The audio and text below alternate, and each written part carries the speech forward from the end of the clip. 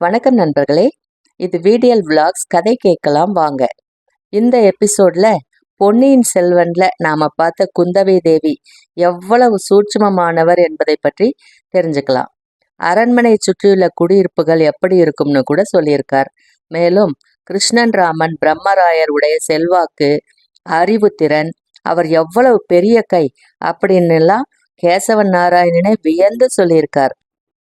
தன் வருங்கால மனைவி நப்பின்னை கிராமத்து பிராமண பெண் என்பதால் தஞ்சையில் அரச குலத்தை சார்ந்தவர்கள் மற்றும் போர் வீரர்கள் பற்றியெல்லாம் சொல்லி அவள் எப்படி நடந்து கொள்ளணும்னு கூட சொல்லியிருக்கார். அது மிகவும் இன்ட்ரெஸ்டிங்கா இருந்துச்சு. கதை கேட்க போறதுக்கு முன்னாடி நம்ம சேனலுக்கு சப்போர்ட் பண்ற அனைத்து உறவுகளுக்கும் நன்றி. வாங்க வீடியோக்குள்ள போகலாம்.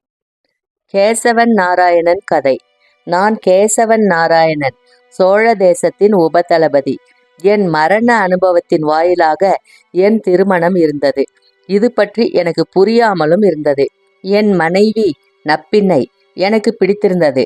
அந்த பெண் உட்கார்ந்து அதே போல் மூச்சு இழுத்துவிட்டு செய்து பார்த்து கொண்டது. ஆமாம், சரசரவென்று மூளைக்கு ரத்தம் ஏறுகிறதே என்று வியந்தது.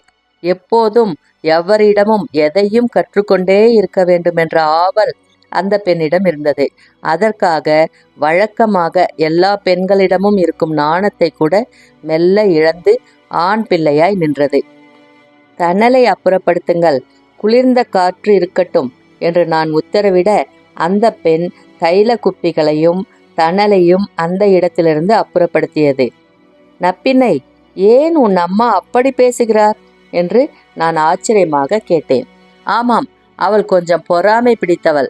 மகள் என்று கூட பார்க்காமல் எப்படி காட்டமாக பேசுகிறார் என்று பாருங்கள். அவளுக்கு கிடைக்கவில்லையாம், அதனால் எனக்கு கிடைப்பதை பார்த்து கஷ்டமாக இருக்கிறதாம்.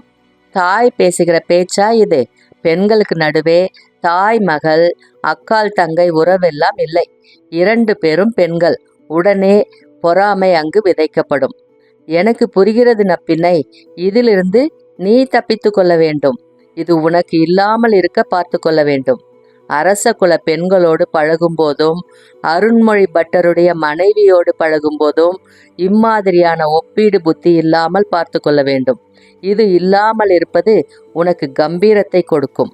அவள் புரிகிறது என்று சொன்னாள். உன் தோழியை கவனித்தாயா? கவனித்தேன். அவளுக்கு உங்களை தூக்கி கொண்டு போய்விட வேண்டும்.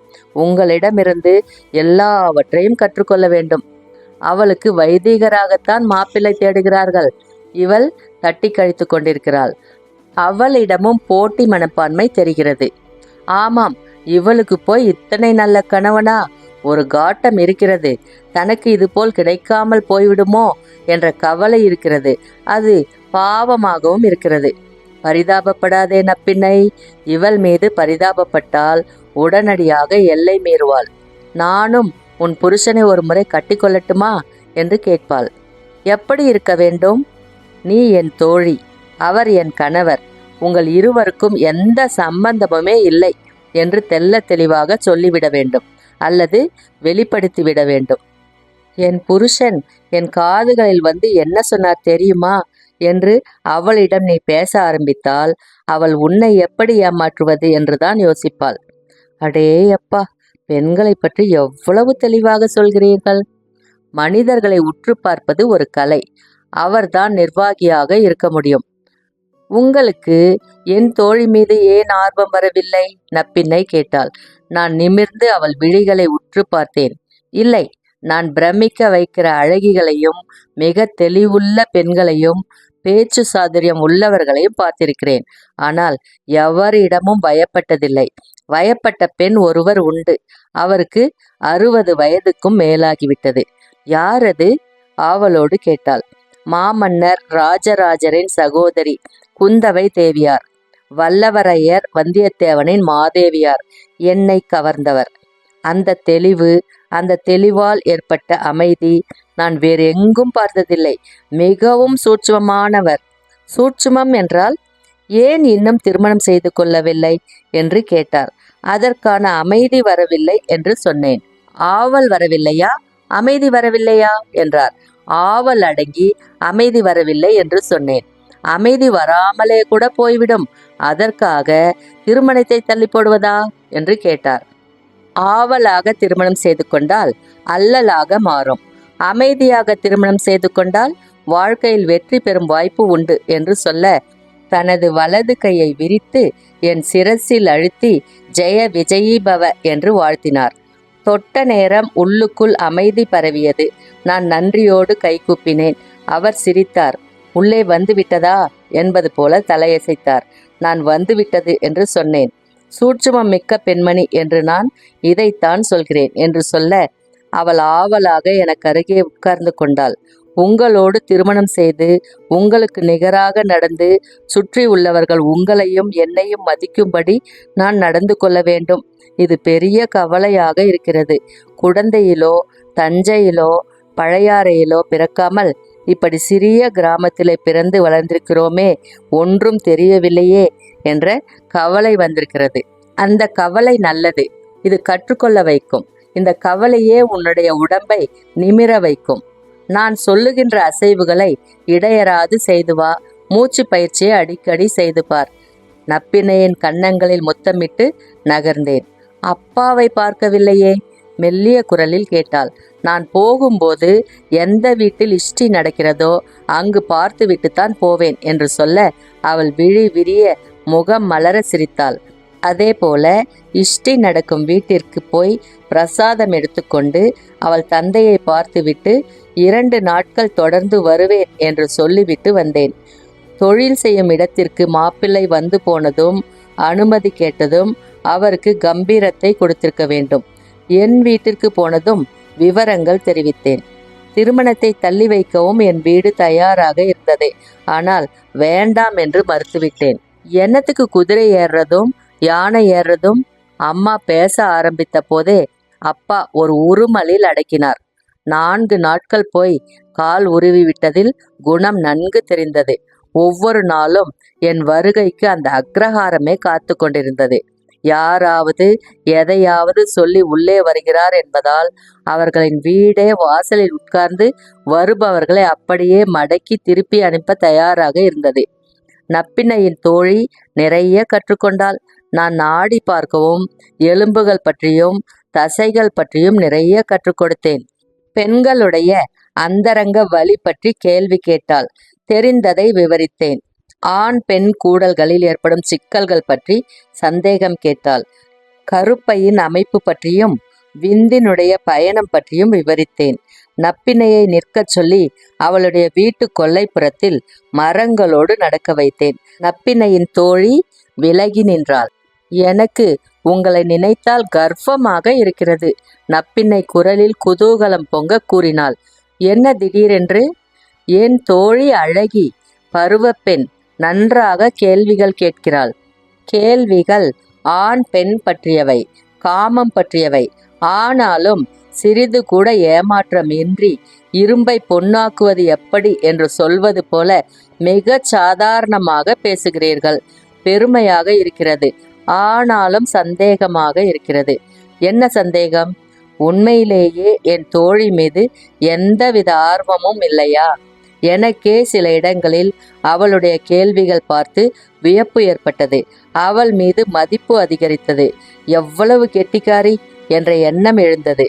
உன் தோழி கெட்டிக்காரிதான் நப்பின்னை, ஆனால் உண்மையானவள் அல்ல. நாம் 2 பேரும் தனியாக இருக்க ஆசைப்படுவோமா என்ற எண்ணம் அவளுக்கு எழவே இல்லை. மாறாக இங்கிருக்கின்ற நேரமெல்லாம் அவளோடையே இருக்க வேண்டும் என்ற ஆவல்தான் அதிகமாக இருந்தது. நப்பினையை பற்றி அக்கறை இல்லை. அது சுயநலம், சுயநலத்தின் உச்சகட்டம். உண்மையாக இல்லாதவர்கள் மீது எனக்கு காதலே வராது. உண்மை இல்லாது தந்திரமாக இருப்பவர்கள் மீது எனக்கு மதிப்பே வராது. அரசியலில் இம்மாதிரியான கெட்டிக்கார தந்திரம் மிக்க ஆண்களை நான் அறிவேன். அநேகமாய் எங்கேனும் அடிபட்டு சறுக்குவார்கள். நோக்கம் தவறாக இருப்பதால் சிதறிப்போவார்கள். இங்கு என்ன நோக்கம் அவளுக்கு இருந்திருக்க வேண்டும்? நப்பினையின் நலன், அதற்கு பிறகு தனக்கு ஏற்படுகின்ற பலன் என்றிருக்க வேண்டும். நப்பின்னையின் நலனை சிறிதும் லட்சியம் பண்ணாது தனக்கு என்ன பலன் என்றே பார்த்து கொண்டு இருக்கின்ற போது அவள் ஆபத்தானவள் என்ற நினைவுதான் எனக்கு ஏற்படுகின்றது. அதனால்தான் அவளை பற்றி சலனமே இல்லாமல் இருந்தீர்களா? நல்ல அபிப்பிராயம் வராத போது சலனம் எப்படி வரும்? அவரால் என்ன பலன் என்று யோசித்தால் நானும் தந்திரம்தான் செய்ய வேண்டியிருக்கும். தோழி சுகமாக வாழ்வாள். என்ன, கொஞ்சம் மக்கான ஆண் பிள்ளை அவளுக்கு கணவனாக வர வேண்டும். அப்போதுதான் வாழ்வு சிறப்பாக இருக்கும். தெளிவு தெளிவு. இதுதான் என் புருஷன். நப்பின்னை என்னை இழுத்து தழுவிக்கொண்டாள். கன்னங்களில் முத்தமிட்டாள். மரங்களின் பின்னால் இருந்து சில சிரிப்பொலிகள் கேட்டன. ஆனால் நப்பின்னை கவலையே படவில்லை. என் வீடு உங்களை புரிந்து கொண்டது, உங்கள் வீடு என்னை புரிந்து கொள்ளுமா? நப்பின்னை கவலையோடு கேட்டாள். நம் இருவருக்கும் நடுவே வேறு எவரும் இல்லை. என் தாயோடு ஆரம்ப காலம் முதற்கொண்டு ஒட்டவில்லை. என் தந்தை மீது எனக்கு மிக மதிப்பு. அவர் யாரோடும் ஒட்டமாட்டார். சகோதரர்கள் அவரவர் மனைவியை, குழந்தைகளை சுற்றி சுற்றி வருபவர்கள். மேலும் நமது வாழ்க்கை ராஜேந்திரரை சுற்றி இருக்க போகிறது. ராஜேந்திரர் இன்னும் வடக்கே போக போகிறாராம். இன்னும் வடக்கே என்றால் கொள்ளிடக்கரை தாண்டி மீன் சுருட்டிக்கு போகும் வழியில் மிக பெரிய கோட்டையும் நகரமுமாய் கட்டி அங்கு குடியேறப் போகிறோம். செழுமையான இடமா? மிக அற்புதமான இடம். கொள்ளிடம் ஆறு தவிர ஏரி பாசனம். அருகே உடையார்குடி என்ற மிக பெரிய நகரம். அரண்மனை சுற்றியுள்ள தெருவில்தான் தளபதிகளின் வீடு இருக்கும். 4 கட்டு வீடு. ஒவ்வொரு தளபதியின் வீட்டையும் சுற்றி போர் வீரர்களுக்கான குடியிருப்பு. அதற்கப்பால் குதிரை வீரர்களுக்கான குடியிருப்புகள். அதற்கப்பால் யானை படைகளுக்கான குடியிருப்புகள். அதற்கப்பால் வெறுங்கை வீரர்களுக்கான குடியிருப்புகள். அதற்கு பிறகு வயல்வெளிகள், குடியானவர்கள், வணிகர்கள் என்று நகரம் அற்புதமாக விரிந்து கொண்டு போகிறது. நடுவில் மாதண்ட நாயகர் ராஜேந்திரர் அரண்மனை இருக்கும். அங்கிருந்து ஒரு நாள் பயணம் செய்தால்தான் இங்கே உன் வீட்டிற்கு வர முடியும். அவசியம் ஏற்பட்டாலொழிய தாய் வீட்டிற்கு போக எனக்கு விருப்பமில்லை. எனக்கு நீங்களே முக்கியம். திருமணத்திற்கு முன்பே மிக இறுக்கமான நட்பு ஏற்பட்ட ஆண் பெண் நாங்கள் இருவராகத்தான் இருக்க முடியும். திருமணம் நடந்த பிறகு அந்த பந்தம் இன்னும் பலப்பட்டது. பரஸ்பர மரியாதை என்பது காதலாக மாறி, காதல் என்பது காமமாக வெளிப்படுகிற போது ஒரு சிலைக்கு உயிர் கொடுத்தது போல ஒரு நிலை ஏற்படுகிறது. 2 மாட்டு வண்டிகளில் குடும்பத்திற்கான பாத்திர பண்டங்கள் ஏற்றப்பட தஞ்சையை நோக்கி பயணித்தோம்.